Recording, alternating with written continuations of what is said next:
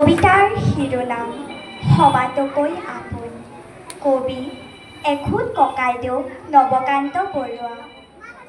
হয়তো নহ'ব পাৰে মোৰ আই সবাতো শুৱনি, তথাপি আপোন মোৰ আই। গছ লতা ফুলে ভৰা এইখন ধুনীয়া ধৰণী, তেৱে মোক দিলে সিঁচি নাই। হয়তো নহ'ব পাৰে মোৰ দেশ সবাতো চহকী, তথাপি আপোন মোৰ দেশ। ইয়াৰ নগৰ গাঁও জান জুৰি প্ৰাণৰ চিনাকি, যাৰ নাই মহিমাৰ শেষ।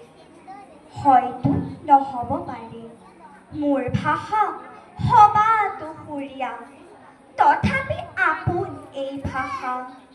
তাৰেই প্ৰকাশ কৰোঁ অন্তৰৰ ভাৱ কুমলীয়া, সুখ দুখ স্নেহ শান্তি আশা।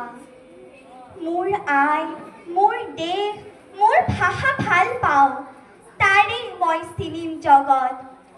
সুবিশাল পৃথিৱীত হাতে হাতে ধৰা ধৰি গৈ খোজ দিম সবাৰে লগত। ধন্যবাদ।